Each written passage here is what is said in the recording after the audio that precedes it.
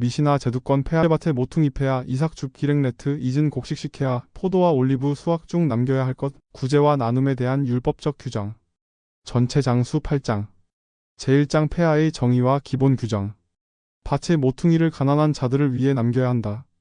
정해진 분량은 없으나 지혜자들은 전체 수확의 60분의 1을 권장한다.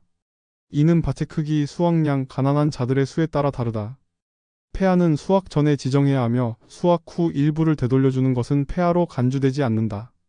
폐하는 뿌리로 자라고 함께 수확되며 저장되며 인간의 식량이 되는 땅에서 나는 작물에만 해당한다.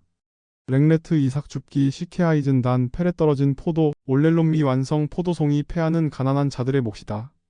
가난한 자들은 질서를 지켜 수확해야 하며 싸우거나 독점해서는 안 된다. 이미 수확한 후 일부를 주는 것은 자선일 수는 있어도 폐하로 인정되지 않는다. 포도밭도 같은 원칙이 적용되며 떨어지거나 불완전한 포도는 남겨야 한다. 올리브나 다른 과일나무도 마찬가지로 마지막에 남는 것들은 가난한 자들의 몫이다.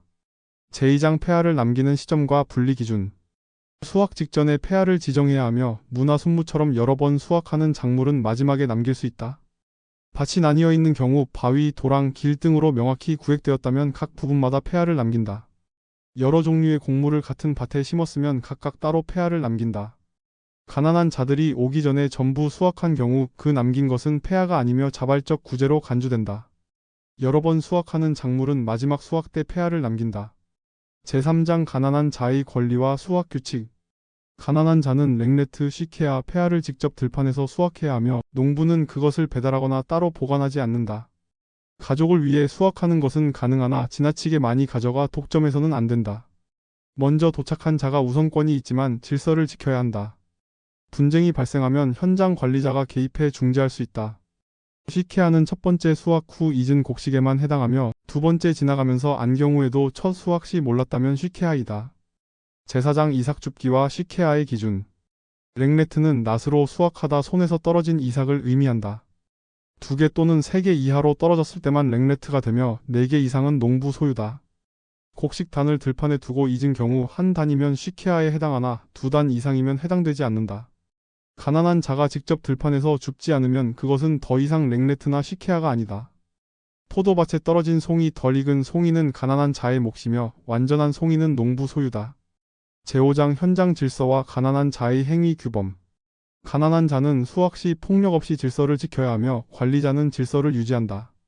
늦게 도착한 사람을 위해 일부를 남겨두는 것은 자비이며 공동체의 미덕이다.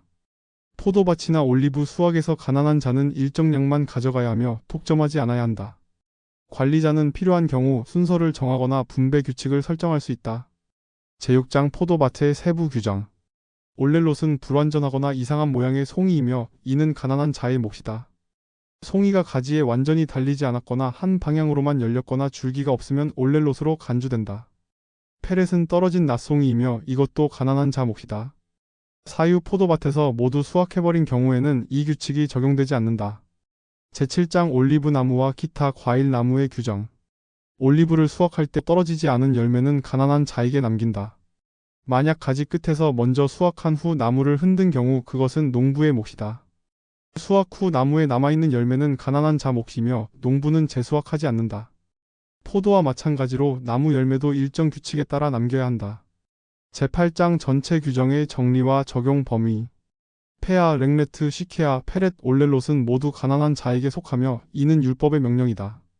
이 규례는 인간이 먹는 식량 작물에만 적용되며 동물 사료에는 해당되지 않는다. 가난한 자는 직접 들판에서 수확해야 하며 누구도 이를 가로막아선 안 된다. 이 규례는 성전이 있을 때나 없을 때나 동일하게 적용된다. 수확 후 일부를 돌려주는 것은 자발적 구제로 칭찬할 만하지만 율법상 폐하의 의무를 대체하지는 않는다. 이 영상이 믿음 생활에 도움이 되시기를 기도합니다.